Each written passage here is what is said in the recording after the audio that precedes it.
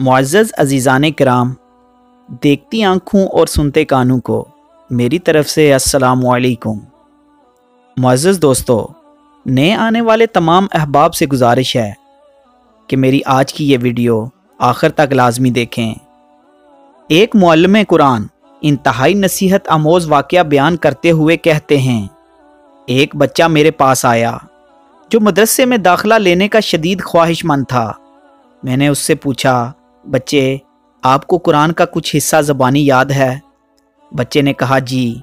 मैंने उसका इम्तिहान लेते हुए कहा, फिर आप मुझे 30वां पारा सुनाएं।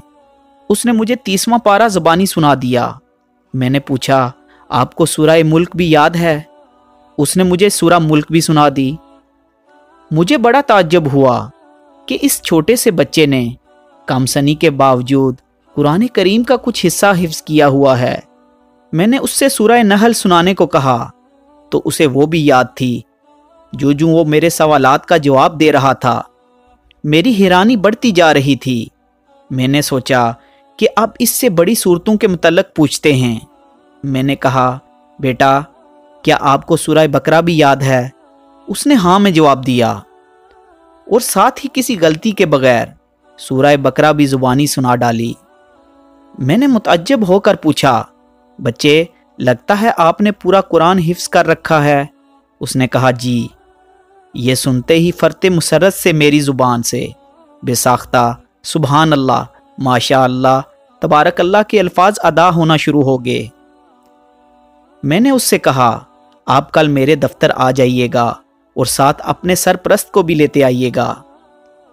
मैं बच्चे के जाने के बाद हैरत और इस्तेजाब के समंदर में डूबा रहा और दिल ही दिल में ताने बाने बुनता रहा कि यकीनन उसके वालिद साहब दीन के पाबंद, नेक सीरत और कुरान से शदीद मोहब्बत रखने वाले होंगे, जिसके नतीजे में उसने अपने बच्चे को इतनी छोटी उम्र में कुरान याद करा दिया। मुझे उस वक्त हैरानी का शदीद झटका लगा जब वो कल सुबह अपने वालिद साहब को लेकर आया।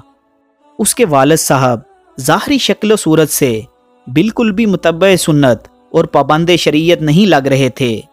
उस बच्चे के बाप ने मेरी परेशानी और इस्तेजाब को भांप लिया और फ़ौरन बोला, मैं जानता हूँ कि आप मेरे इस बच्चे का वालिद होने की वजह से हैरान और शुश्तर हो रहे हैं। मैं अभी आपकी खैरत ख़त्म कर देता हूँ। असल बात यह है कि इस बच्चे के हिफ्ज़ कुरान के पीछे उसकी वालदा का हाथ है, जो बच्चों की तरबियत के हवाले से 1000 आदमियों के बराबर है। आप ये बात सुनकर मज़ीद हैरान होंगे कि मेरे 3 बेटे हैं और सब कुरान के हाफिज़ हैं। मेरी सबसे छोटी बेटी 4 साल की है और वो भी 30वां पारा हिफ्ज़ कर चुकी है। मेरी हैरानी इंतहा को पहुंच चुकी थी। मैंने पूछा, ये कैसे मुमकिन है? 4 साल की बच्ची ने 30वां पारा कैसे याद कर लिया है? उसने जवाब दिया, बच्चों की वालदा का तरीक़ाकार ये है कि जब बच्चा बोलना शुरू करता है तो वो उसे कुरान याद करवाना और हिफ्ज़ कुरान का शौक़ दिलाना शुरू कर देती है। वो बच्चों का मुकाबला करवाती है और कहती है, जो सबसे पहले पारा हिफ्ज़ करेगा हम वीकेंड पर उसकी पसंद की जगह जाएंगे। जो सबसे पहले कुरान ख़त्म करेगा हम सालाना छुट्टियाँ उसके मुंतखब करदा इलाके में गुजारने जाएंगे। यूं बच्चे अपने अपने शौक़ की तकमील के लिए हिफ्ज़ कुरान में बढ़ चढ़ कर हिस्सा लेते हैं। जी हाँ, ऐसी नेक माएँ ही घर संवारती हैं। इमाम बुखारी रहमतुल्लाह अलैह के अमीरुल मोमिनीन फिल हदीस बनने के पीछे उनकी वालदा ही की काविशें थी। इमाम शाफी रहमतुल्लाह अलैह के अजीम फ़िक़ा व मुहद्दिस बनने के पीछे उनकी वालदा माइदा का हाथ था। इमाम मालिक रहमतुल्लाह अलैह के इमाम दारुल हजरा के मुनसब आला पर फायज़ होने के पीछे उनकी वालदा मोहतरमा का हाथ था। इमाम अहमद बिन हम्बल के इमाम अहले सुन्ना व जमात का लक़ब हासिल करने के पीछे उनकी वालदा मोहतरमा की मेहनतें थी।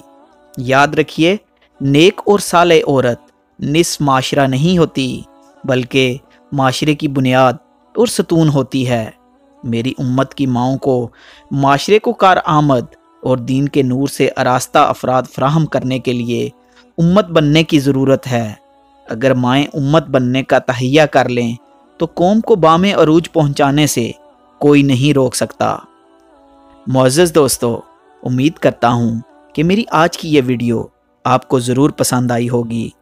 اگر آپ کو یہ ویڈیو اچھی لگی ہو تو نیچے کمنٹ باکس میں اپنی رائے کا اظہار ضرور کریں۔